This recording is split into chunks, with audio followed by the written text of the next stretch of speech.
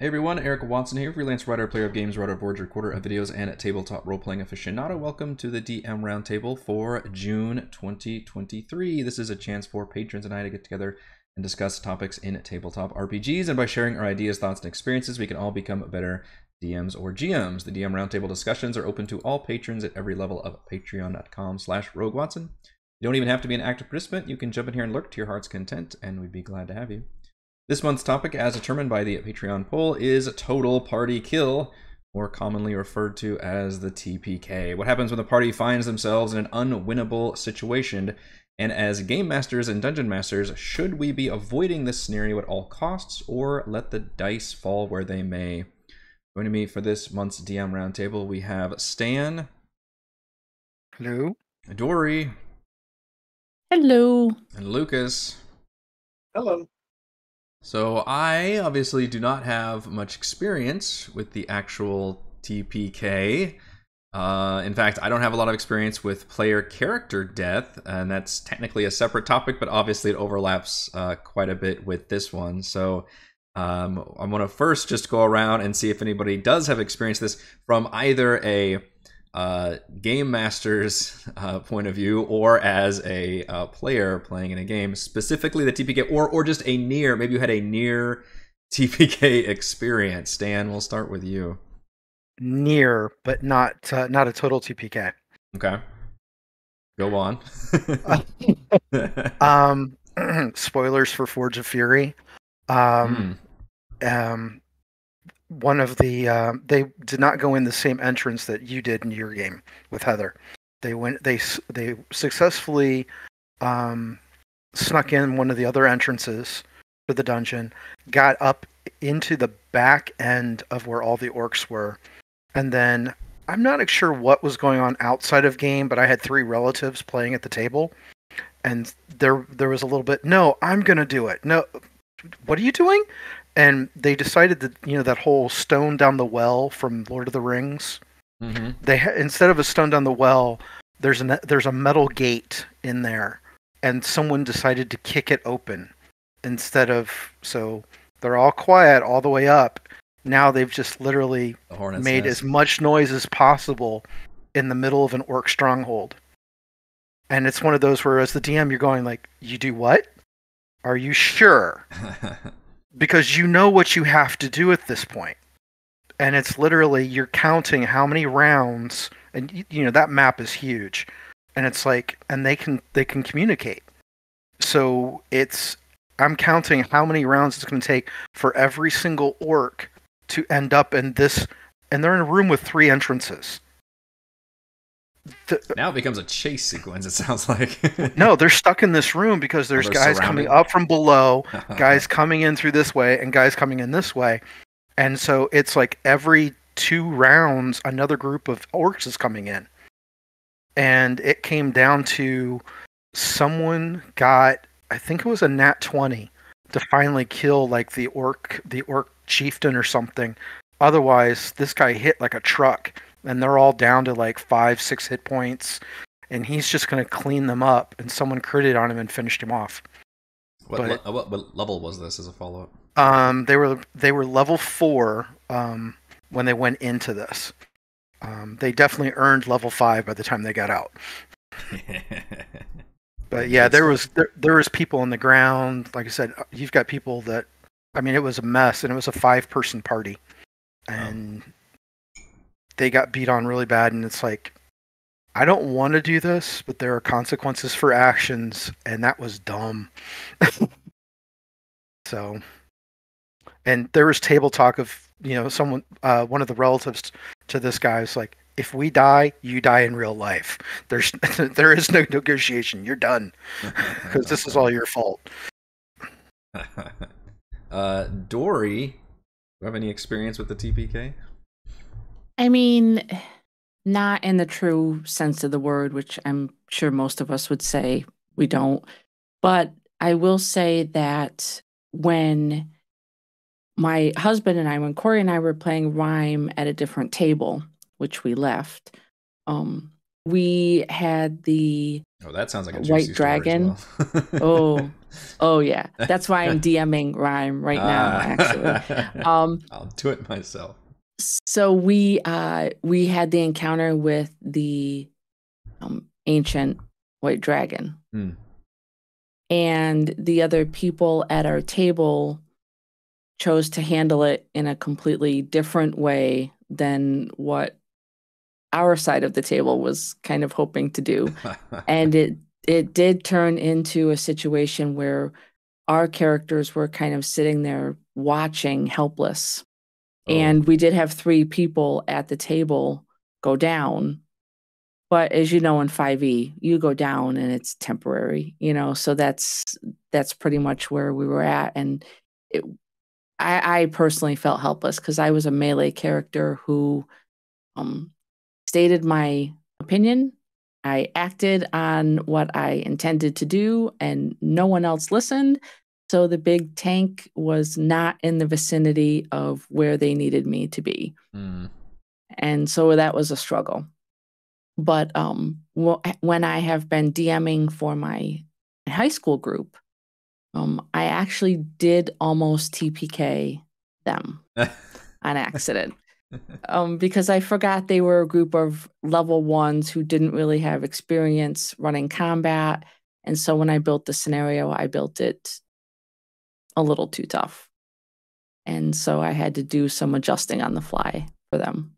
Which is a great segue. We're going to get into adjusting on the fly. Lucas, do you have any anecdotes or tales of TPK-dom? No, because it's hard to. You try to avoid it. So fortunately, I think so. Generally, because it's. The closest would be a fun time when the wizard split off from the party and he provoked 2 Cyclopses.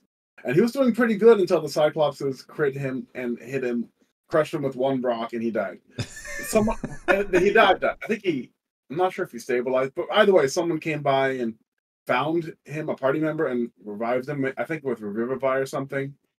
So, I guess when that happens when you split the party, that's the point. But I try to avoid it. I mean, there's normally close calls, but it's just so hard to, within 5e especially, it's just hard to have the real threat of death, but I wonder how you're supposed to handle it, because I mean, my characters died. I played in third edition back with my friends in high school, but it's weird because I think the reason we'd play differently. All players would play more conservatively and carefully if they knew there was a real, more distinct threat of, like, if I drop to 0, I'm dead, and not like, if I drop to 0, I got 3 more strikes, and then Yeah. So that might be part of the problem. Like a video game logic there, like roguelike games, between that and something like like hardcore mode in Diablo, or non-hardcore mode. Like, am I going to actually die or not? Well, going to the avoid it. I'm perfectly comfortable throwing really hard scenarios at my players and, knocking them down, having them look at me like, is this where we die? I've literally had players say that out loud. They look up and they see what's on the board and they go, is he really trying to kill us this time? And you throw the challenge out in front of the players and let them struggle with the material. It's like, here you go. But I also will criticize some of the published modules because I like to take a published module and customize it. Incorporate players' backstories, add some of my own content, etc. Spoiler for Dragon Heist, the final battle is, if you run that as written, and if you're playing, for in this case, Manchun, as smart as he is supposed to be, he is an 18th level wizard. They're level 4 when this happens. If you bring him in solo, he can wipe the floor with them. As written, his simulacrum, which is more of like a challenge rating 8 wizard, is supposed to come in with a level 4 or 5 character and 4 thugs. Wow. So there's a wall. You can't get to him. He's got a backup, a sergeant that's helping him out. And in his spell list is Wall of Fire and Wall of Force. I only need those 2 spells to TPK a 4th level party. Wall of Force, you can't go anywhere. Wall of Fire behind it. I cooked you. Welcome to a microwave. And that's like, not particularly fun to be on the receiving end of I'm looking at the spell list, and it's like, if I play you as smart as you are, it's a TPK on your own. I can't do this. So I have to play him very cocky and arrogant, hitting people with cantrips. Well, he's an 18th level wizard. A cantrip's going to hit like a truck. And people go like, you just did 24 damage with a cantrip? Yes, I did.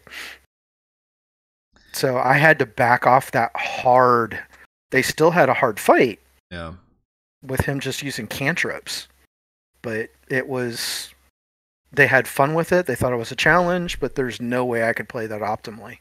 The hard part I find for trying to introduce very difficult fights, and Dory mentioned the Arbiatrus fight in Rhyme, is, at least in my experience, players don't like to retreat from anything. Every challenge is meant to be overcome right then and there. Unlike, say, certain open world video games where you would see enemies, or you'd enter an area and these enemies would be so hard and you're like, oh, I don't need to be here right now, I'm gonna come back later. Whereas, and maybe that's part of the covenant you make with D&D, is like, oh, the DM's like, crafting the world around us all the time, so there's a constant level scaling going on or something, and the DM's always going to be able to adjust things. But on the flip side, that makes it hard when the DM actually wants to create a really challenging situation, and you're like, okay, if you like, combat is technically always an option, like in that ancient white dragon fight, like, yeah, if you want to just fight this creature, you could, but you will not survive. And yet, do the players just be like, oh, well, clearly this is meant to be a social scene or something, like maybe we can just dick around with this creature, and you want to be able to have the consequences there, but not. I agree that I don't think an actual TPK. I mean, obviously, I read the D&D subreddit horror stories. It just never seems like. It feels like that's a failure on maybe multiple people in the game for things to end in that matter, unless at the beginning of the campaign this was very clearly laid out, where, hey, we're playing on ultra hard difficulty, and player characters will die, etc., etc. So if you've established that as a thing, but I think for the typical average difficulty balance level and average weight of combat, role-playing, exploration, all that, I don't think anybody is wanting a TPK to happen. And even if players make, I don't know, like, not bad decisions, but even when things go wrong, they should just open up different avenues of branching paths. I know one thing that has been suggested before is, characters could be captured, knocked unconscious and dragged to a cell or a den or something.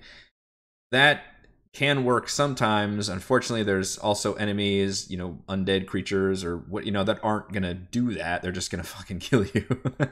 So it gets a little tricky there. But I would think that it's always a good idea to avoid the TPK. So I guess the next thing I would ask is, what kind of adjustments or modifications have people had to use or seen use? Like, you see the writing on the wall, right? You're like, either as a player or the DM, you're like, oh shit, like, this is going real bad. Maybe it's, maybe you balanced everything as well as you could, but just the dice have gone really well for the DM and really bad for the players, or they made a couple risky moves that ended up just failing completely, and things are getting, and you're looking at this going, oh no, I need to do something. So I'm very curious to see, and I'm just going to open the floor up. I think, well, Dory, you mentioned first about making adjustments. Like, what kind of adjustments and how have we made those to try to avoid what we think is going to be a TPK that's coming? Well, before that, you spurned something that I wanted to just, maybe we can follow up and talk Sure. about this in the next round. But the idea of retreat, what happens as a player at a table? So, like, let's say the four of us are players at a table. And let's say, Eric, your player goes down. Yeah. Right?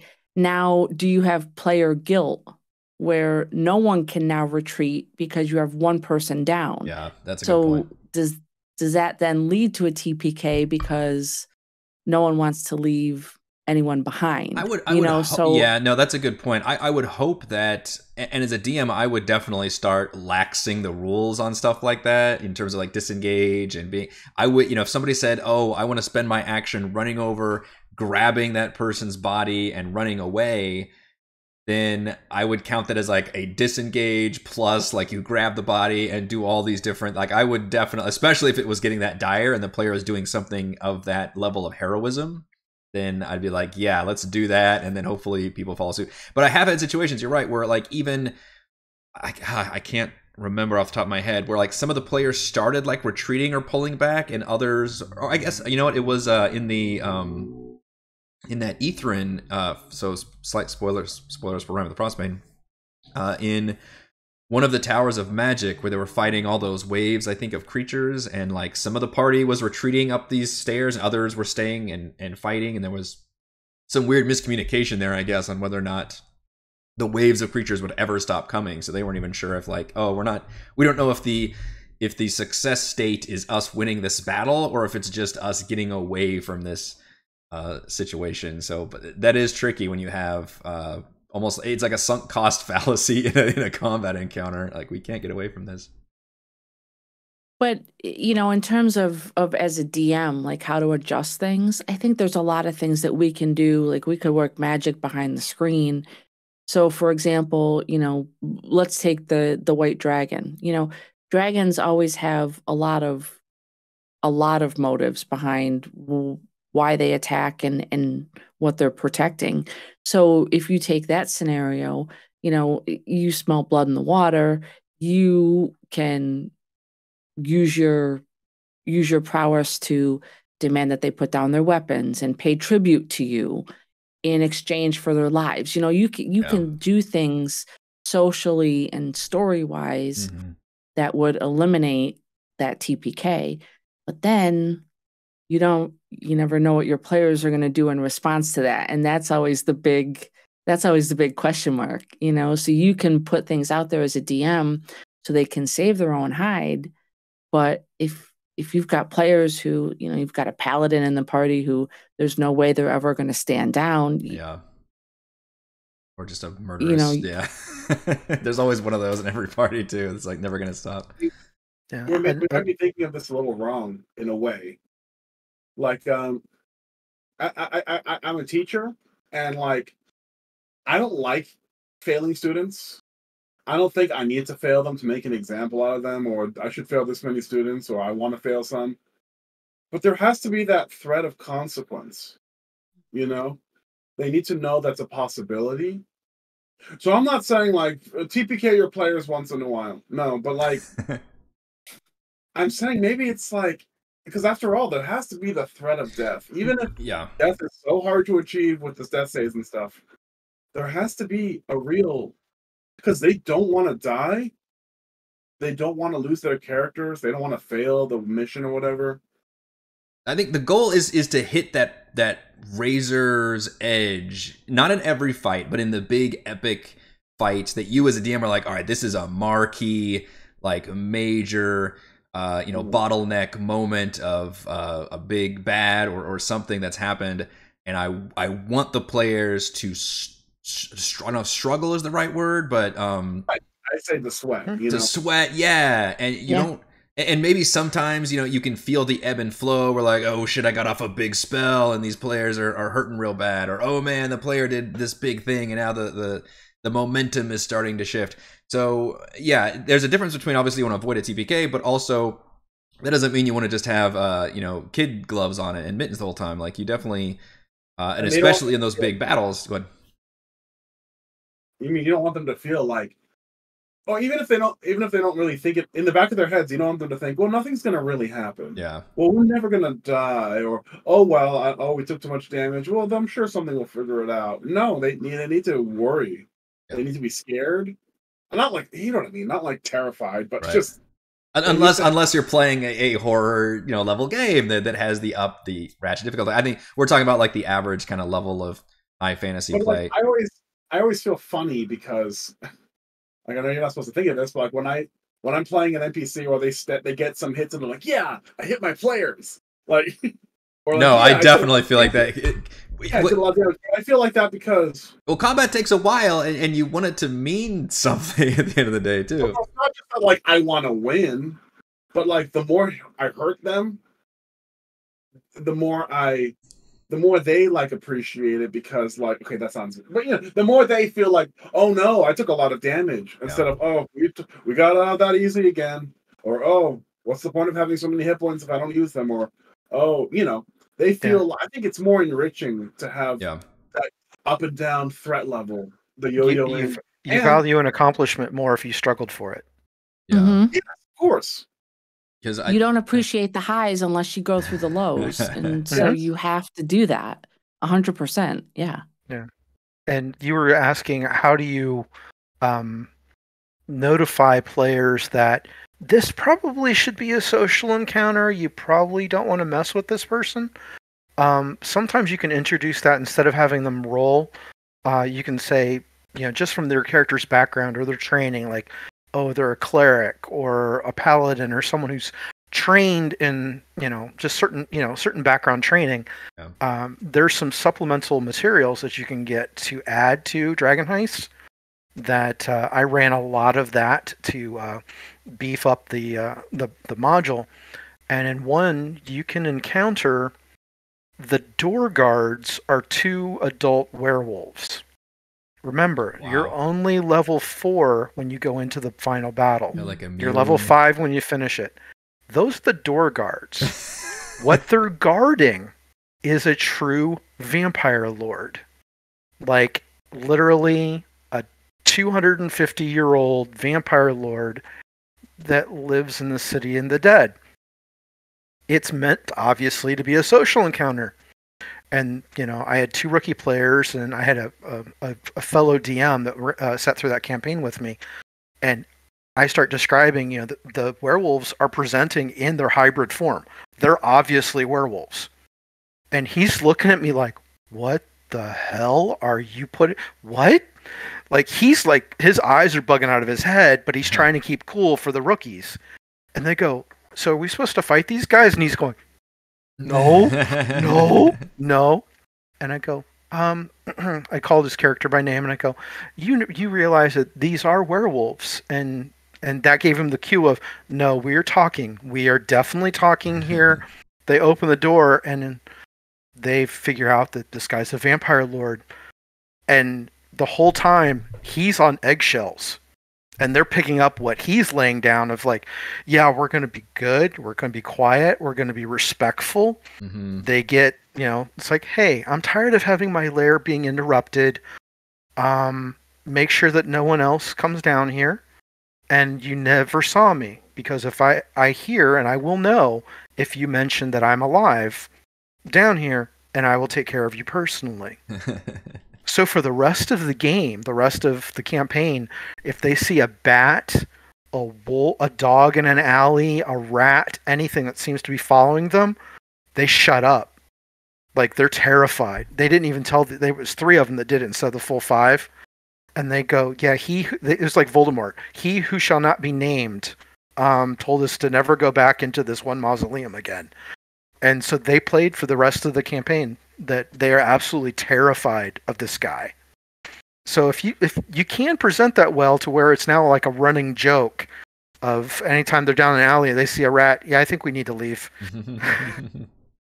We love enemies that automatically usually enter into some kind of social scene, like hags or dragons or vampires. Those are always fun to run. Or goats. If you take with Speak with Animals, everything's a social encounter. I think my best example of adjusting when I was worried about a possible TPK situation was also in Rime of the Frost Maiden in the Lost Spire of Netheril, which I had changed from what was written into a kind of clone factory gone horribly wrong and very Cronenbergian. And the players ended up basically aggroing kind of the entire dungeon, which, you know, chalked it up to they did that. That was a consequence. They were in the middle of a fight, and then one player character grabbed another because she was angry at him, which was very in character, and jumped down and then aggroed a whole other room of bad guys, and then ended up going and then I think one of them ended up retreating further into the dungeon, which, gosh, if there was one piece of advice, don't retreat further into the dungeon. You'll aggro more things. Ended up aggroing the boss of the dungeon, which was a custom creature I had modified from a different creature, and I quickly learned that ongoing automatically forcing the players to make saves against being like effectively stunned every round isn't a good design choice on my end, and sure enough ended up being extremely debilitating and challenging for the players, because very quickly they ended up getting like stun locked, and I was like, oh no, and like people would try to go rescue them and then get stun locked, and I'm like, oh shit, this is gonna be very, very bad. And I saw the writing on the wall pretty quickly that people, and it wasn't only like things are going badly, it was I could tell my players were being frustrated by it. I think that's probably the bigger cue to pick up, is not necessarily like, oh man, things are going really bad for us, but we're still having a good time, we're struggling, versus like you can just see deflation going like, oh well, we're fucking dead now because this thing is just, you know, gonna destroy us with these stupid abilities. So that's when I bring in an NPC that thankfully it wasn't a complete Deus Ex Machina.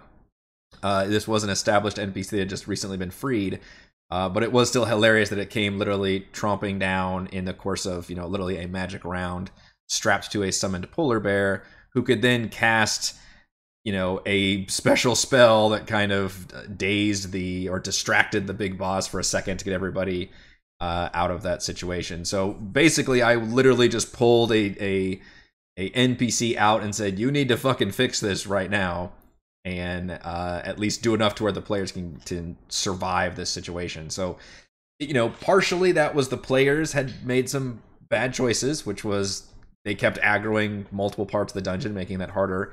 But then partially that was on me for, I think, designing a boss with abilities that were just not fun to encounter and to deal with. So that's an adjustment that I had to make to fix that. So Eric, I have a question for you. Huh? Did you do all of that on the fly, or do you plan out like, okay, if things go sideways, this is an out? Do you plan an out, or was that something that you had to come up with like right then and there? No, I didn't plan for that at all. I didn't even know they'd have that character alive, like, you know, or freedom from the cage or anything. Those were all variables that I didn't plan for. I do have a question too for everyone here, I guess. What do we do? What are your plans if there is a TPK?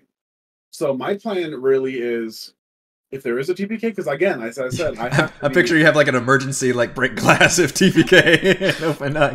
What's behind that glass? Again, I have to be. I try to. We all have these tricks with NPCs, or have them be prisoner, and we don't want to have it. But when the push comes to shove, we have to be able to follow through on our promise, essentially. Yeah. So in that case, and I've had characters die individually, not the whole party, but my policy is, make a new character at the same level, and we'll write you in. Because I don't want to say, well, too bad. How does it end? Who knows? You died. Right. So you don't want to end the, in other words, you don't have a game over screen literally appear. Yeah. That'd be stupid. I'd hate that. Yeah. But like, I want the consequence is you lost your character. They're dead. But I mean, like, I want to continue the campaign, the story, the adventure. So, and also, you're not going to start at level 1. Right. That'd be ridiculous. I don't want to do that, frankly speaking. So, like, roll a new character and I'll write you in, you know? So I assume that's what we do for a TPK, like, deal with it. The world still needs saving or whatever, you know? My backup plan, because we've just finished Dragon Heist, is the party's name. They haven't voted on it, but the unofficial name is the Blackstaff Irregulars, because they are working for Vajra. It's kind of like a Force Grey, Greyhands kind of a thing. And my break glass on that would be is if they got whacked on a mission, the next party that they roll up is going to be assigned to go and find out what happened to that party. And so it's going to be almost like you would do in Call of Cthulhu, where you're playing a character, you lose your character, and then you pick up someone, like, if you're playing a maid in a hotel and you lose it when you see something in one of the rooms.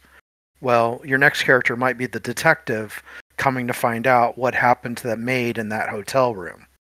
And then you pick up the story from that spot. So it's kind of the same thing as, hey, these guys all went into the Forge of Fury and they never came out again.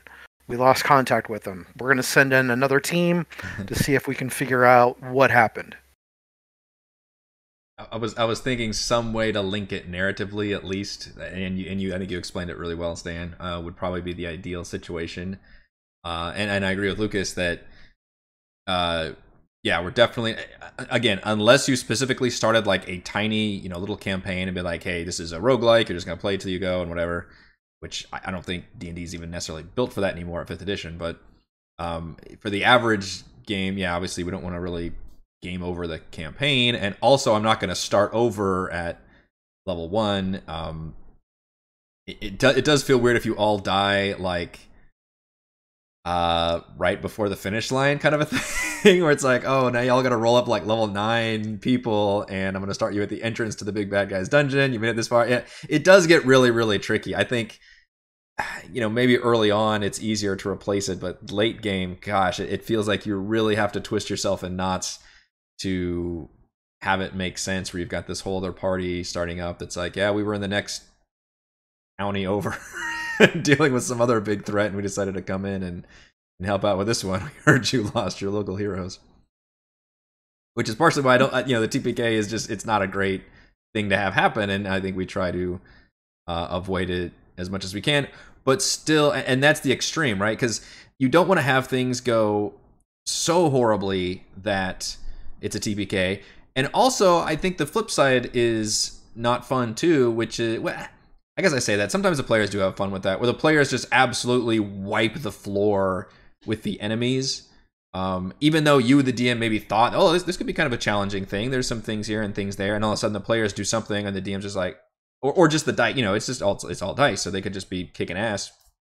And suddenly that might not be as fun, just because you're like, oh, well, we took care of that really easy and it was no consequence, even though combat still took a long time because maybe they just had a lot of hit points or armor class and it just took a long time to go through.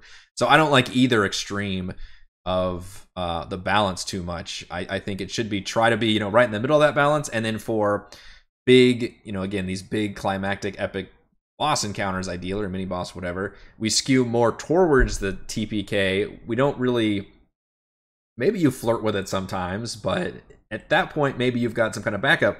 So at the end of Tomb, there is one built in mechanically where the players can be, I guess spoilers for Tomb Annihilation, the players can be inhabited by the trickster gods, and they gain all these supernatural powers. And then literally during the final battle, they get like super hit points and all these super abilities and things to allow them to fucking fight Serac, which is stupid.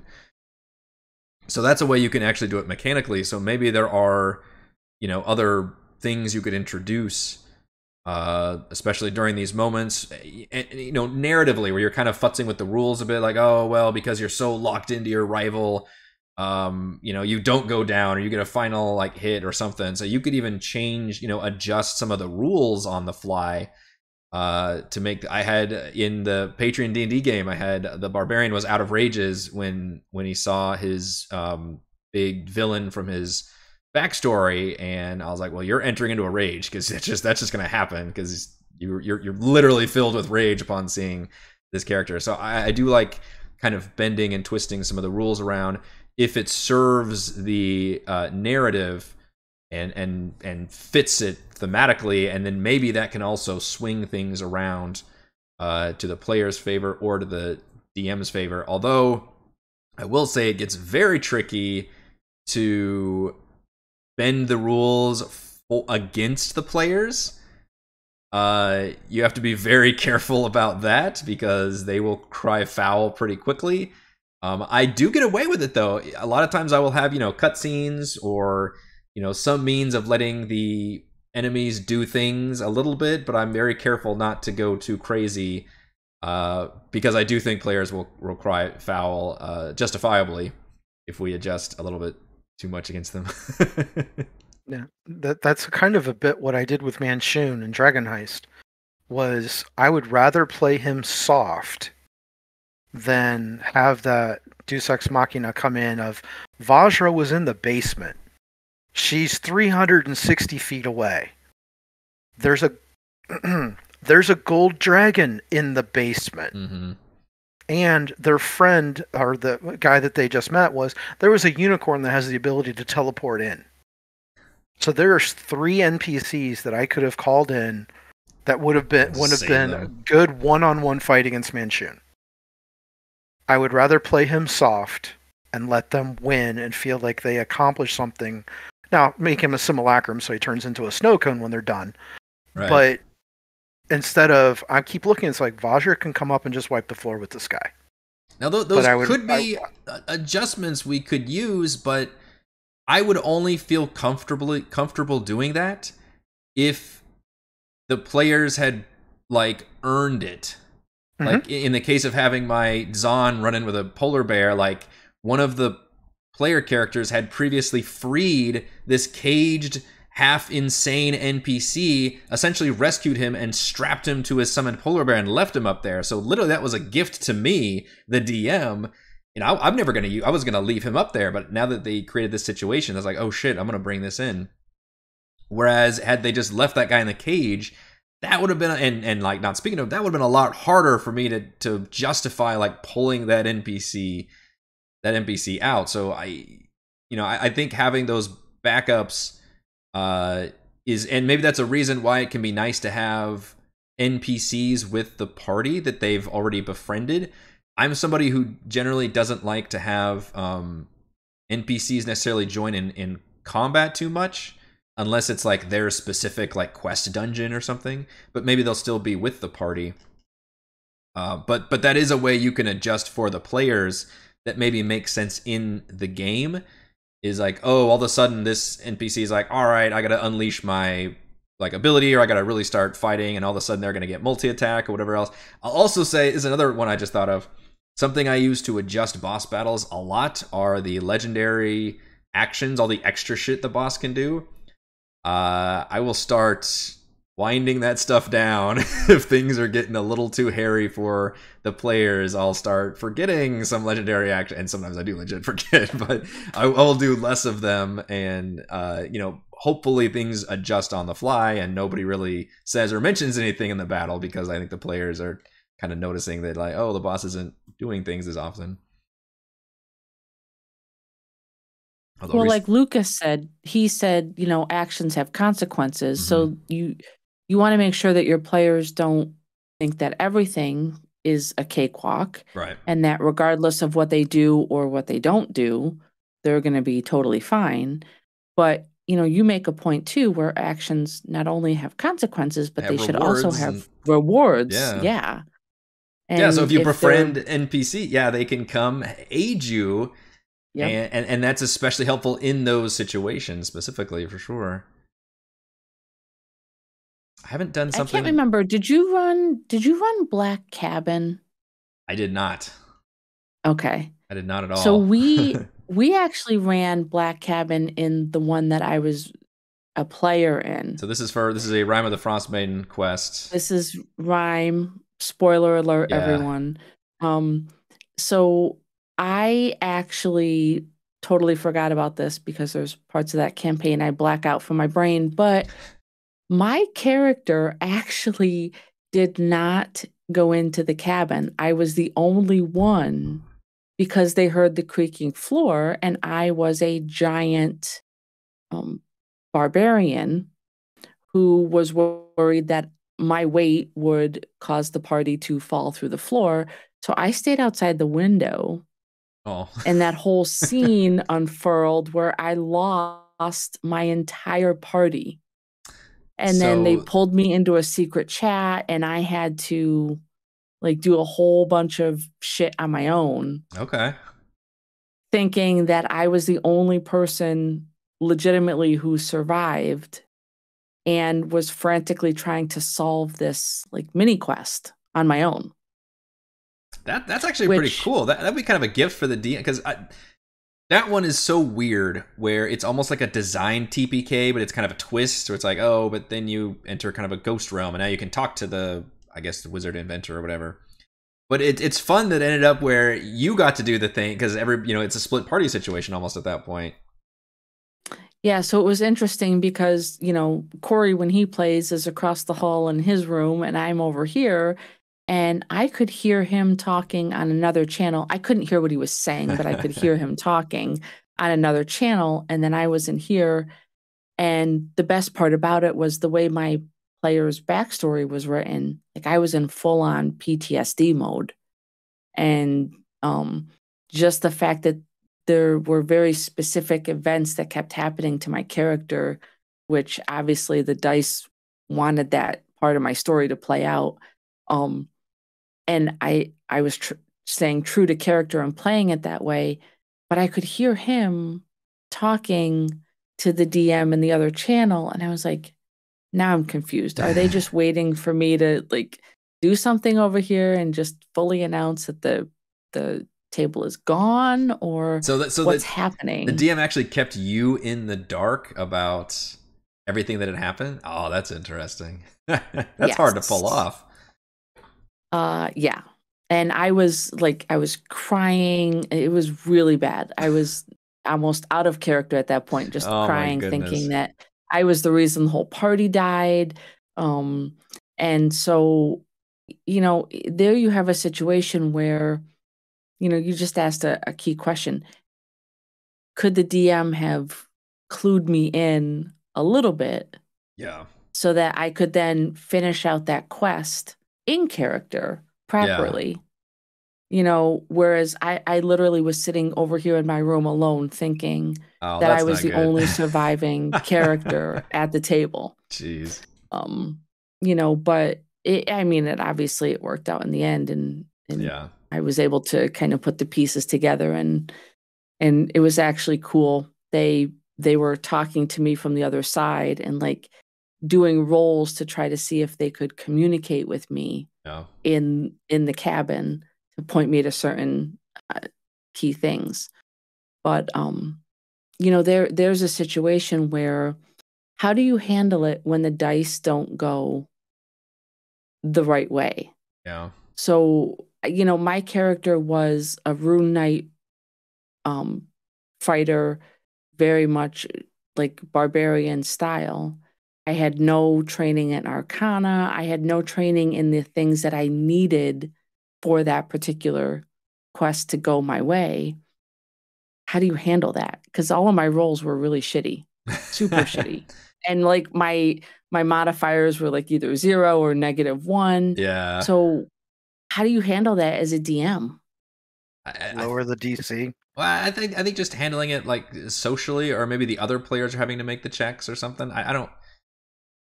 I think that creates just a puzzle situation more than a skill check situation, I think. So probably more narrative and puzzly with like just trying to figure out what's going on versus. And the problem is the skill check is usually what solves if you don't know what to do. You can fall back on the skill check, and that does get tricky if like the player's like, all right, well, I don't know, I just want to roll a skill, and then they roll a failure, and the DM's like, well, shit. Yeah. No, they were making me roll a lot more. To be honest, more so than I honestly felt that I needed to be at that point. And it was looking really bad because the rolls were not going in my favor. That's almost a whole nother topic we could talk about, but I think general advice, something I've learned after years of DMing, is less is more when it comes to rolling dice.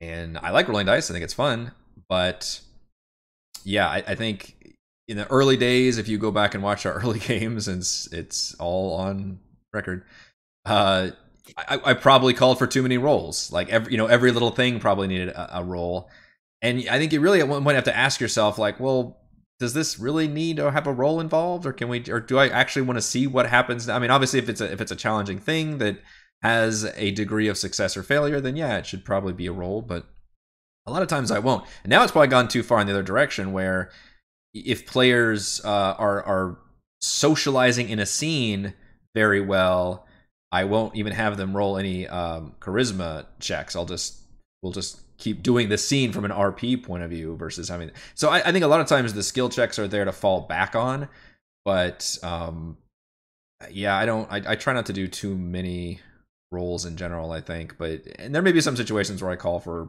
a lot. I don't know. Stealth is still one where I think a lot of times needs a good roll, because I think that's always a fun. It should always have a degree of failure. Even if you're like amazing at stealth, there's always some stick to step on or something that can happen, and that can always lead to some shenanigans. So I think the poor rogue always has to roll stealth forever. But yeah, I think that's almost a whole topic of itself. I think it's time to do our final thoughts on the TPK, including either ways of avoiding it or ways of, adjusting on the fly, or getting close to the TPK, or just warning signs, or just embracing it. We'll go in reverse order this time. Lucas, give me your closing thoughts on the TPK. I think essentially we don't want it. The players don't want it, but we don't want it. We're invested in seeing them. We're not trying to kill them, believe it or not. But we need to have. We can't have an empty threat, and we need to learn how to accommodate it when it does naturally, despite all our efforts, happen. And if it does happen, don't make them start from level 1. That's stupid. That's my short version. Yeah, I agree with all of that, I think. Dory, final thoughts on the total party kill? I 100% agree with Lucas. I think that one of the downfalls of 5e is that players don't necessarily feel the threat of the whole actions have consequences, because there's no real threat of death. But again, I don't think you need to be the type of DM that tries to kill your players. I think there's a middle ground where you can challenge them and remind them that their actions have consequences. But I definitely don't agree that a DM should ever try to TPK their party, even if they're asking for it. I just think that there's too much time and too much emotion invested in building these characters to ever do that. Especially in these days of 5e, where we're playing characters for years. I mean, and we just talked about like the death penalty last month, and yeah, I do think there's a lot more investment now that that should still be on the table. But I think if you have a TPK, then something has gone wrong. You have reached a fail state somewhere. Stan, final thoughts on the TPK? It's not something I'm going out and I'm going to seek, but like my Forge of Fury example, or there was one case in Dragon Heist, someone mouthed off to the wrong NPC, and not realizing what he was. The guy's a cold-blooded murderer, and they mouthed off and they blank accused him. And round 1, he took out 2 of the players, dropped them to 0, and they're doing death saves round 1, and they looked like, oh, that character had guilt issues for the next couple sessions of like, I'm sorry, but I'm going to be the one to enforce consequences. And I tell my players every single game, we sit down, remember, actions have consequences. If you do something, and especially if I ask you, are you sure? Or you do what? You may want to think those things through, because I will enforce those consequences. And if it was Forge of Fury, if they wouldn't have rolled well, I would have TPK'd them. So it's not something I'm seeking out. I will tweak and I will hone, the big boss encounters and stuff. Like you said, forgetting legendary actions, lair actions, those kind of things. totally understand, because that's not their fault. Yeah. But you kick an iron gate in the middle of an orc stronghold and bring the mountain down on you. I'm sorry, it's on the table. What's the fuck around and find out is what this is what the kids say these days. Play stupid games, win stupid prizes. Yes. I mean, the most memorable sessions or scenarios oftentimes are the ones where the players get by with the skin of their teeth. It's that razor's edge of balance, which I think is where most DMs would love to be. Again, not for every battle, because that would be overdoing it, but for those big awesome moments, you want to get like, oh man, we remember that time that, you know, so and so went down and this person went unconscious and I got stunned for this, and then but we pulled through and you did this and that. Like that creates that awesome, memorable situation. So we don't want to necessarily be afraid of, you know, having those difficult challenges. And I speak mainly of combat, but of course a TPK could happen with everybody crossing a bridge or something as well. That could happen. I think as long as you give your players, you know, new avenues, you're able to kind of adjust things. And that's the big advantage we have as, you know, running a game as a live person, is you can make those adjustments. On the flip side, you don't want the players to feel like you're always going to throw a mattress under them when they fall. So, and I realize that's a really tricky thing. It's a tricky balance to strike that a lot of us are still trying to figure out years and years of doing this, is how to hit that perfect level of, you know, you fuck around and find out with your consequences. You know, you roll. Sometimes you do everything right and you just roll bad, and bad things are going to happen as well. But hopefully with enough of the variables in play, you're not going to end up with a TPK, because there should probably always be something that can happen, some adjustment that can happen. Maybe the DM needs to be very, you know, forceful on like, look, you need to be doing this. And you've probably watched me even do this during some situation where I'll call out and be like, hey, you know, so-and-so's over there bleeding out. Maybe you should deal with that.